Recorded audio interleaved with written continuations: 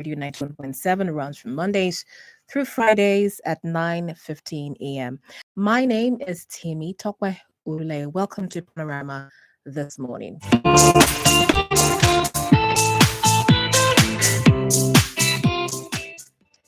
To be part of Panorama this morning, you can always be part of the program, be part of the conversation by either calling us on 07000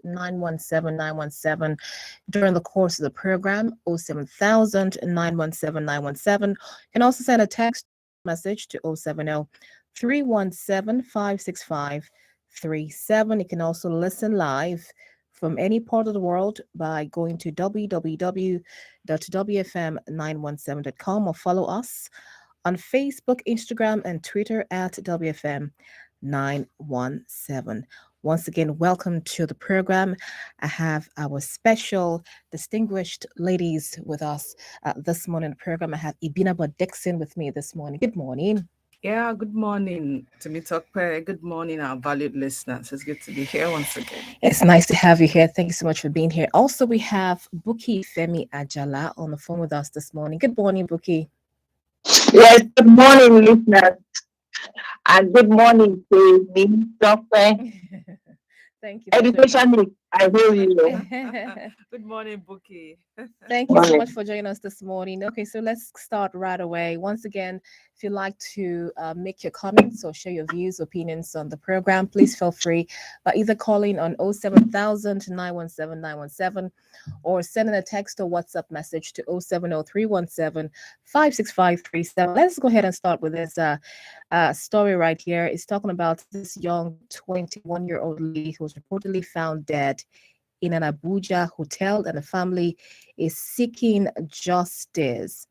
The 21-year-old lady, identified as Esther Isaac Asukwo, died in a hotel in the Federal Capital Territory in Abuja. It was reported that the deceased lodged in room 901 on February 25th, 2022 at the Agete Hotel in Gwaringpa area of the FCT. According to activist Harrison Gwamnishu, her body was found lying on a blood-soaked bedsheet in a hotel room, and her brother Emmanuel has now accused the hotel management and police of cover-up. Emmanuel also said to be her only surviving relative since her parents died years ago, accused the police of intimidating him to drop the case after he left Calabar for Abuja to ask questions about his sister's death. He claimed the police told him that his sister died a shameful death and they encouraged him to quietly bury her. Now, let's talk about this. First of all, my first question would be this country, the train stations are not safe, the roads are not safe, the airports are not safe. Where is safe in this country? And now we have issues, and this is not the first time we've heard of cases of people dying in hotel rooms. The Timothy Adikoke case is still ongoing right now. He died mysteriously in hotel, and the case is still ongoing right now. Where is safe, and where do we go from here? Where is safe exactly in this country? That's $1 billion question you just asked, and you can hardly say this particular place is safe. We only pray and hope that as we leave our homes, we hope and have faith that we'll return safely. We are not always sure, because you see, when I read this story, what came to my mind was, okay, so what if one is driving down the highway, Yes, and then suddenly some person across the highway and starts shooting sporadically, and then the next thing you get is people are being possessed of whatever they had and everything. And you at this point and at this time, we are very apprehensive of our lives. We don't know what to do. It's like, we have a government? Because you see, things do not happen just like that. It comes up gradually. And criminals, they make a first move and stay back and watch the reaction from the authority. yes. Once they realize that the authority is a bit slack in taking any form of action, then they double up. And that's what we are getting. Okay, take for instance what happened in Kaduna. Yes. I mean, back to back, incidents. The first one at the airport. Yes. Just almost the next day, the train was, shattered and people died. And honestly, the speech that the Minister for Transport and Rotimi Amechi, Yes. what I was able to said, he raised surveillance equipment Yes. that are safe, and it will cost about 3 billion to put all of this in place.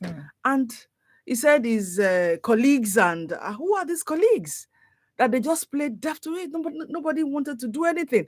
It wasn't as if they should bring money, but just give a go ahead, and nobody did that. Now, where have we found ourselves? It's going to cost more to put back the rail tracks. Then it is even worse off because we have lost lives.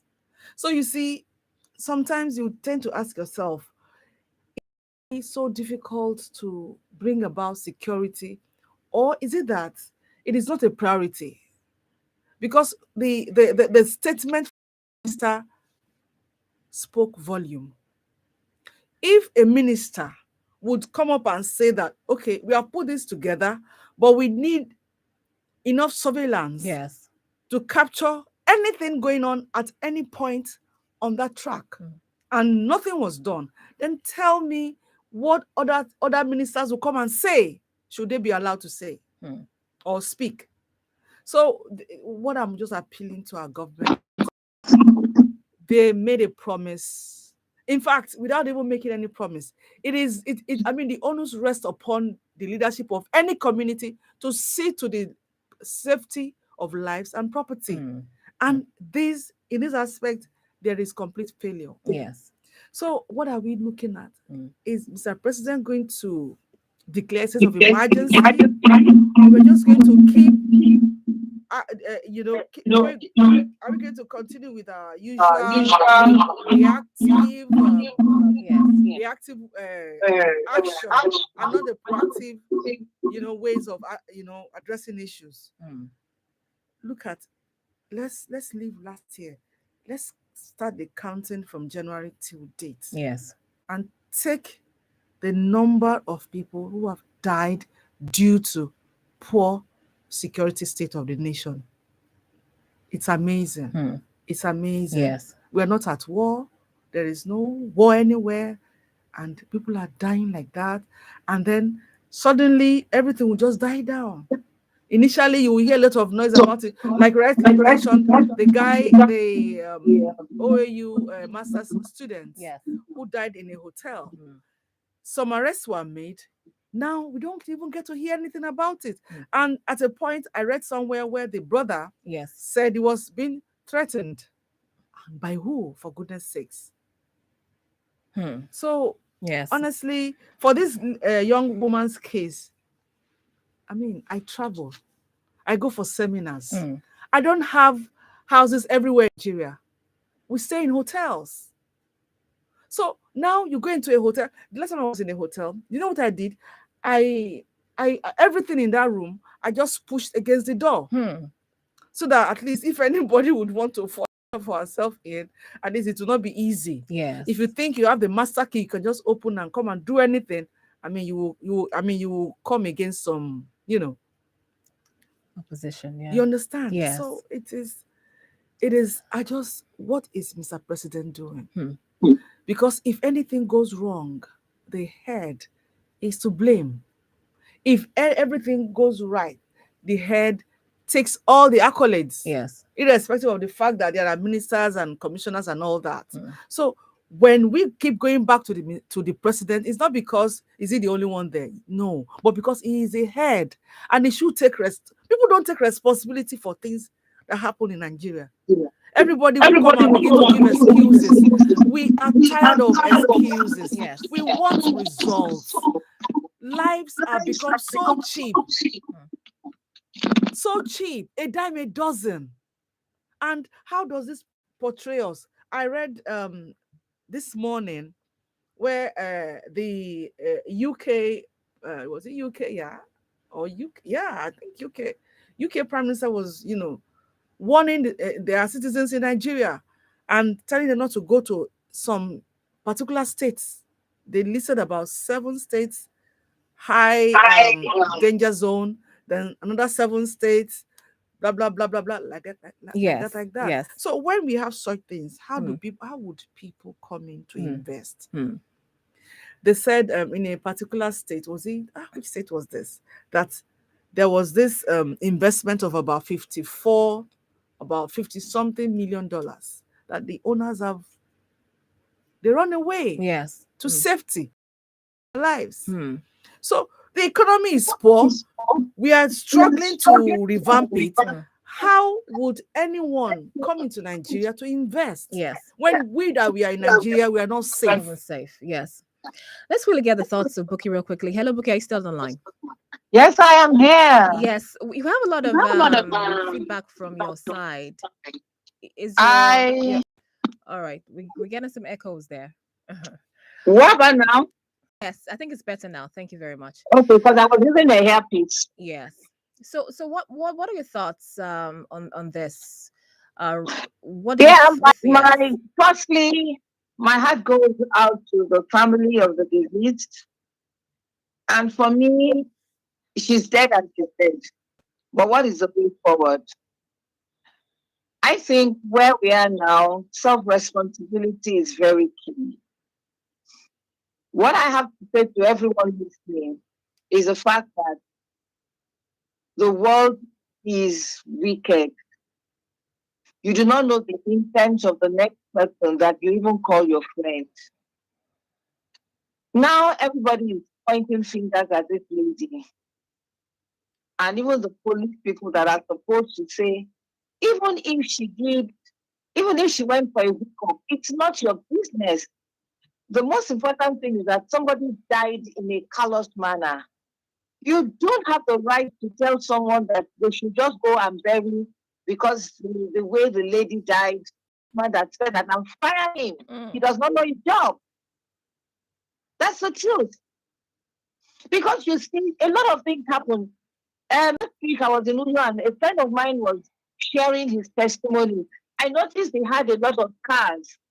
And he said it was only God that helped him. He could have been a dead man. That was about 10 years ago. He said, but another thing that happened was that when he was going on that journey, not even a journey, he was going back home. There was a lady by the road. It looked as if the lady was stranded, but something told him not to pick that lady up. You know that he had the accident 1 minute after. Wow. He was left for dead. So he was saying that if he had picked that lady, no way that lady would have died. Wow. And meanwhile, when he was leaving home, the wife was telling him that, why must you go out this night? You know, he's a politician. Why must you go out this night? Why must you go out this night? The children were crying. But he said he had to go for that meeting. Now look at, if the lady had died, people would have said, oh, that was the reason why he left home. He wanted to go and do a hookup with that lady.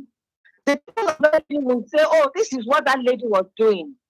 Look at Babishe. If Babishe did not take those chats, did not do those chats, and they found her body dead, people will be talking that, oh, she went to go and meet Sugar Daddy. We don't know what the lady went for. Even if the lady went on for a hookup, you still do not have the right to kill somebody. I am thinking, I don't know her, but my senses is not saying that she's just a victim. Who knows? Probably she went for a seminar or for a training. You know, we do it at times. Yes. Somebody will say, oh, I need to see you after. I said, okay, let's go and talk in my room. Yes. And probably the man just wanted to have his way, take advantage. And something happened and that was it. So the issue is way forward now. When we are going out, let us tell someone where we are going. Honestly, that is where the world, Nigeria is now. And when you are with someone, call somebody, call your relative that, oh, I'm having a meeting with Mr. So and so in this place. That is the way we can protect ourselves. Now, we need to demand that that hotel must bring out that CCTV. Why is it that it was that day that they are saying that that CCTV is not working? Ejo Lawanu, they must bring it out. They must bring it out. But like I said, way forward is let's learn lessons. Yes. Let's talk to our youths. Let's talk to everyone. That anywhere you go, let people just get to know. Call, let the person know that somebody knows. Now we're having a conversation this morning during this peer review, and a question was asked about defending ourselves, self-defense. That we are not, it's illegal to since it seems like the government is not really just when it comes to security of people. Absolutely. What are your thoughts? I mean, yes. Yes, Nigeria is a fragile country. Fragile in the sense that you're on your own. The government is not there to support you. So what do you do? I remember before COVID, I was opportune to be one of the facilitators at a boot camp for children organized by one of the wives of the western part of the whatever. So she had this boot camp for the children, the more. And I was surprised that they were teaching martial arts and things like that. And I asked, he said it's self-defense. And it made a lot of sense for me. In fact, right now we should encourage everyone, to know how to defend yourself. Yes, in terms of martial arts and all these things, we should. It has come to that. Yes. Now, when it comes to comments, a lot of people were commenting on this story, and one of the comments that really struck me came from someone here that says, "Being a woman in Nigeria is now a dangerous game. There is always someone who thinks that they can kill you and get away with it." But what are your thoughts? What do you think about that? I mean, the person just stated the obvious. Yes, because look at it: a 21-year-old lady found dead. No form of sympathy from the police. The best they could say was she died a shameful death. Yes. They made themselves the judge. They were yet to investigate. They were yet to get any facts together, and all they could say was she died a shameful death. Who dies a shameful death? Did she go and steal? Even a thief, until a judge pronounces the person guilty, the person is still innocent. Look at, okay, like Buki said, I equally went for a seminar. Yes. And Yinka Girls Foundation or something. Yes. Or Yinka Kenny Girls Foundation.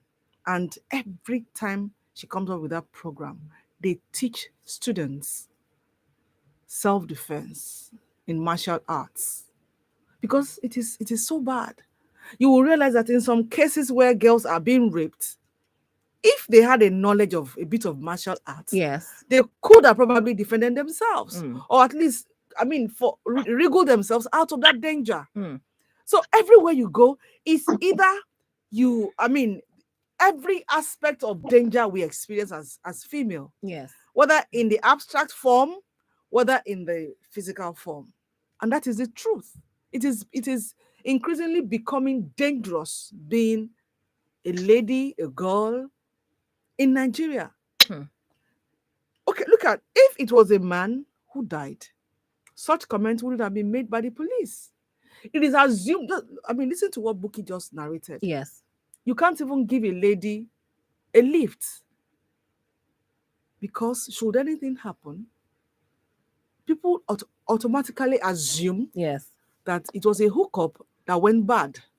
So, you see, when Nigerian women went to the National Assembly to agitate for those 5 points that the members of National Assembly were trying to strike out and everything, some people were like, see, there are more than that.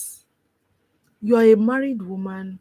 You give birth to girls all the way. Your husband's already thinking of bringing another woman.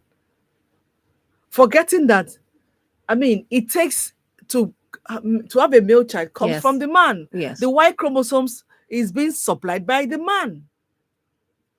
So you see, you look at it, is it widowhood that they put women through a lot? They even accuse her of killing her husband, forgetting that she's just bereaved.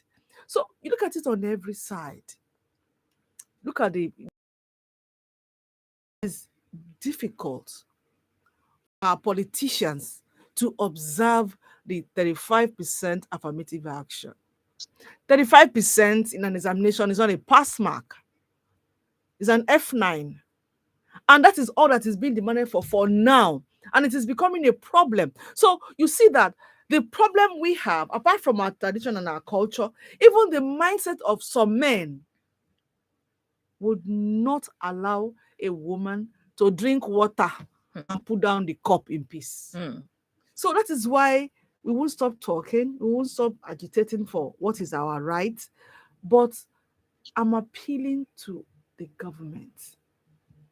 Put enough security measures in place. This is no rocket science. If they really want to do it, for me, but from what I heard from Rotimi Amechi, I realized that so many issues we have, probably it was because the government is not intentional in bringing it about. Because if they are, they can do it. So why aren't we just left in peace to live our lives? Husband and wife gets married, if they are yet to have babies, nobody even stops to think that it could be the man's fault. Maybe he has some issues. They automatically assume it's the woman.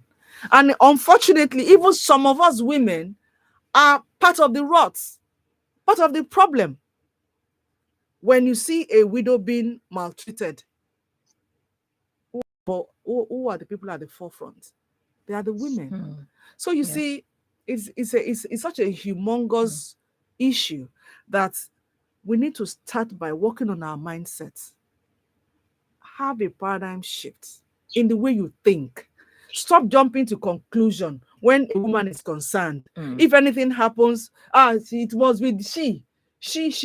I mean, it's not a crime being a woman. So as we are talking to the men, to begin to look inwards and remember that a woman gave birth to you.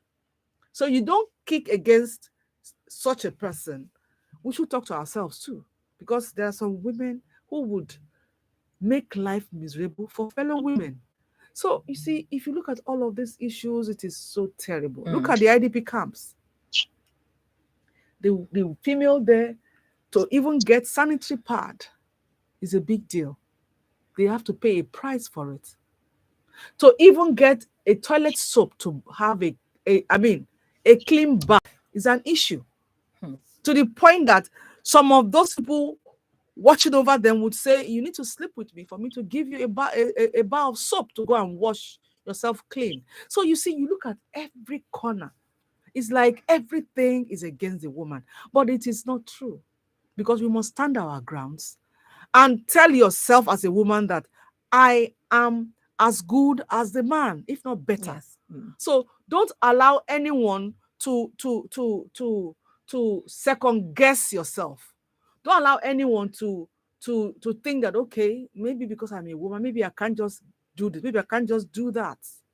So, and it should start from the families. Parents should begin to understand that you don't separate some chores in the home for girls and some other ones for boys, because everybody came from a family, whether you are a man or a woman. And the first people augmented by what.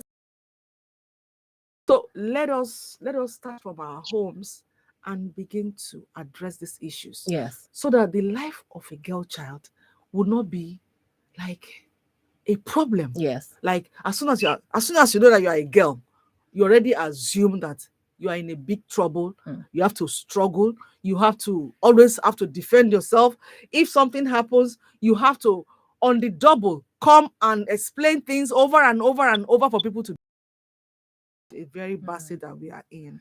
And I hope that a lot will be done Yes. about it. Yes, hopefully. Yes, this is Panorama on WFM 91.7, where we have the ladies from different geopolitical zones come together to discuss, dissect, and disagree on topical issues. It is 80 minutes to 10. Yes, you can call in on 07000 917 917 07000 917 917 or send your text or WhatsApp message to 070 317 565 37. Yes, in line with what Ibn Abo just said just now, Buki, your thoughts on the terrain that we're in right now for girl children and women.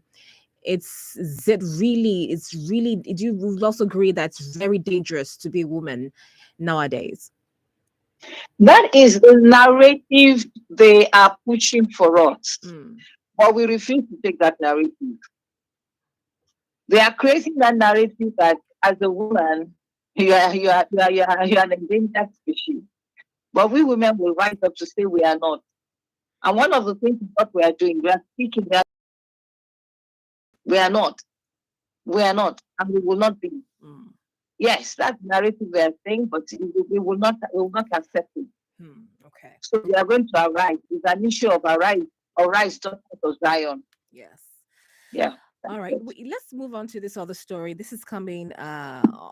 This that also happened a few days ago. As a matter of fact, this happened on Monday. That is the 20th of March. A father of two allegedly assaulted his wife over a missing 150,000 in Lagos State. If you look at the pictures of this woman, she was seriously beaten up, and she has a big gash on her head and bleeding and all that. And let me just read some details of the story. A clearing and forwarding agent identified as Yusuf Babalola has been accused of assaulting his wife Adinike. According to a source, the incident happened on Monday, March 28th, at their residence in Liasu, Egbe, Lagos. It is reported that the incident occurred as a result of 150K debit alert. This man always beats his wife at any slight provocation. The latest one happened on Monday. He got a debit alert of 150K and thought it was Adenike that initiated the transaction. She explained that she didn't know anything about the transaction. He ignored a plea and an argument ensued, and he started beating her. She was rushed to the hospital as she sustained injuries. This is a man that doesn't cater for his kids. He gives his wife 1,000 naira for feeding of their kids. One is 3 years old and the other one is 4 months old. And the story goes on and on. Now, domestic violence is another big issue in this country. And even though there have been so many different kinds of campaigning against it, sensitization, and the public being made aware of the dangers and just the fact that it needs to stop, that that is not the way to resolve conflicts in a home. Why is it still prevailing, and why is it that we still have a lot of women not just sustaining injuries but dying uh, almost on a as a result of domestic violence? Okay, so you see, a lot of times we hear the stories, and I ask myself, what has gone wrong? As a woman, have you thrown away your self-worth? Because if you read from the story, that was time. Yeah, Mm, I mean, the relationship is a very toxic one, and she stayed put, and now it had gotten to this point. You would see that for a husband who would immediately assume that for there to have been a theft of 150,000 from his account, he didn't have any other person to suspect.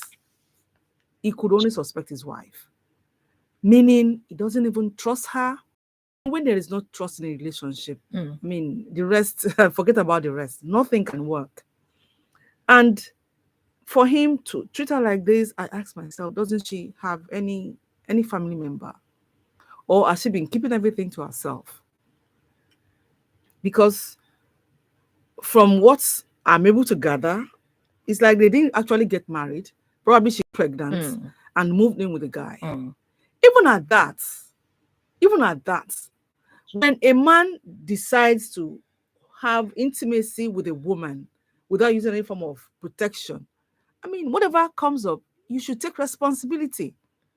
So what I'm looking at here is I hope that police would not begin to say something else like they address the other lady, the poor woman who lost her life, as dying a shameful death. I hope they will do the needful and take it up immediately and deal.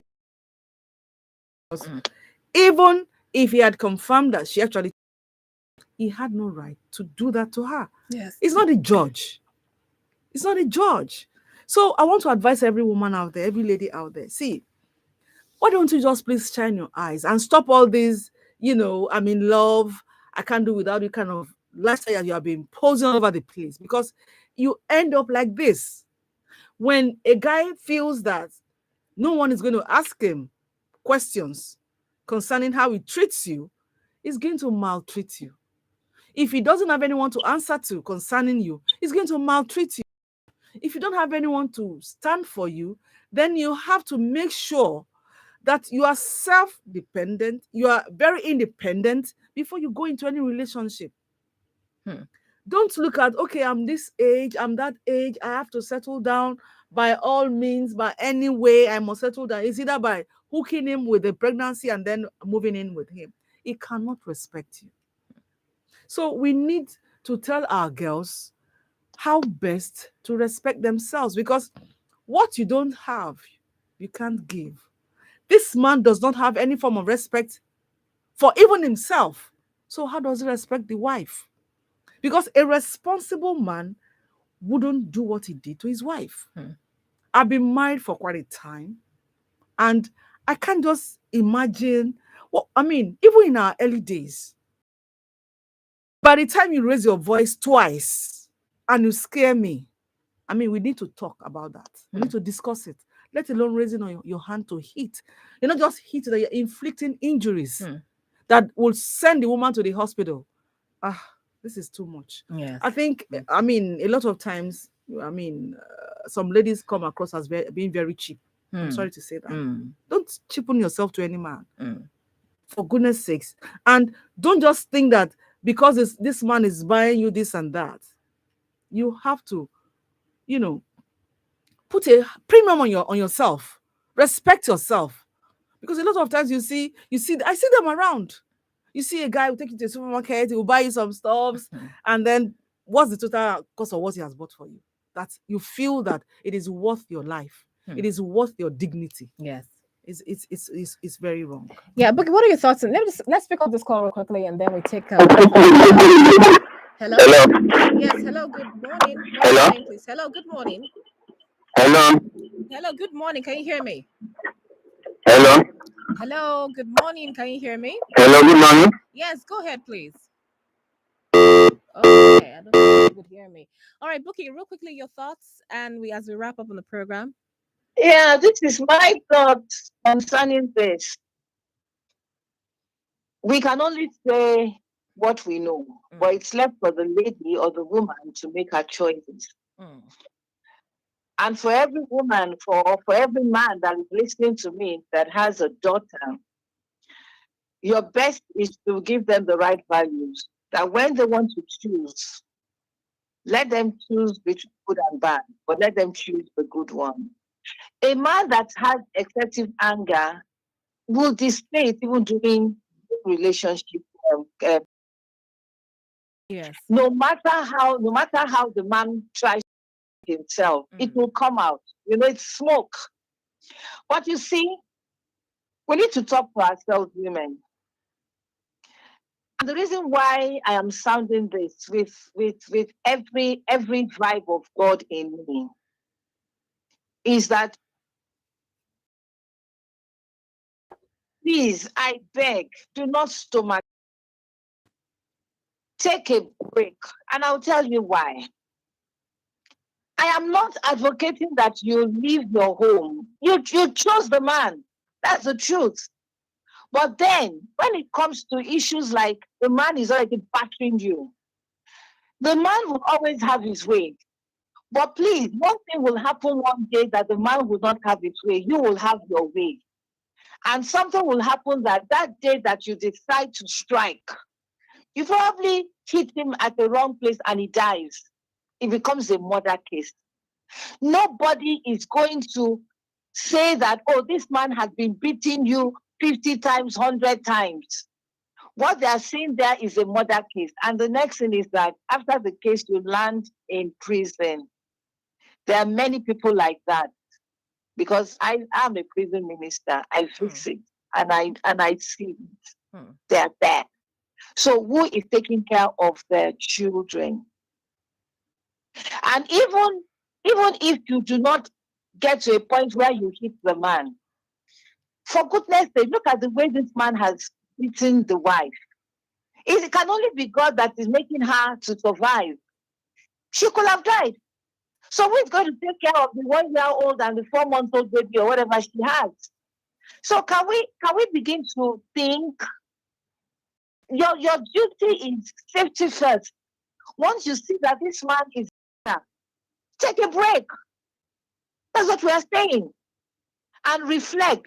Both of you should reflect. And then you can now think to resolve the issue. And if it's not an issue to be resolved, your life is better. You need to protect your children. You need to be there for your children. I think a word is enough for the wife. Well, thank you so much, Bookie, for that. Thank you to Ibinabo Dixon for being with us on the program this morning. Thank you. Time just flew by so fast. I don't know where it went, but we have to go ahead and wrap up us to go on. I thank you, Bookie Femi Ajala, for being with us on the program this morning. Do appreciate you always. Thank you. Let's have a beautiful day and let's be the change we want to see. Yes, indeed. Thank you very much. Thank you. Well, we'll go ahead and wrap up right now on Panorama this morning. Remember, Panorama is where we have the ladies from different geopolitical zones come together to discuss, dissect, and disagree on topical issues. And this program, Panorama, comes up Mondays to Fridays on Women Radio, WFM 91.7 at 9:15 a.m. Thank you once again to Ibinaba Dixon and Buki Femi Ajala, our distinguished ladies on Panorama, for being with us this morning again. My name is Timmy Tokwe Ulule. Join us tomorrow at 9:15 for another eye-opening and interesting episode of Panorama. Please do stay tuned to WFM 91.7.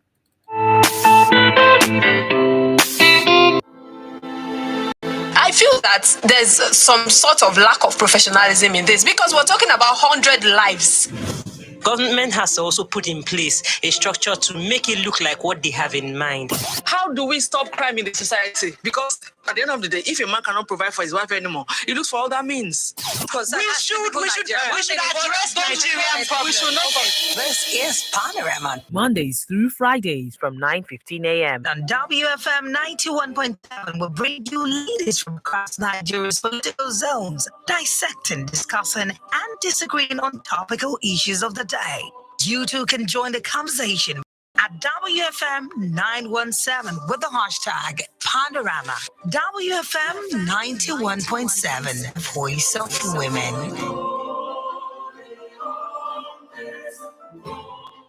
Please listen to this special announcement. Due to the high cost of diesel, Women Radio 91.7 will be cutting down on our hours of operation. From Wednesday, 23rd of March, we would operate from 6:30 a.m. to 8 p.m. Mondays to Sundays. The Adult Conversations program will now hold from 6 p.m. to 8 p.m. Mondays to Fridays. You are very important to us. Please do bear with us.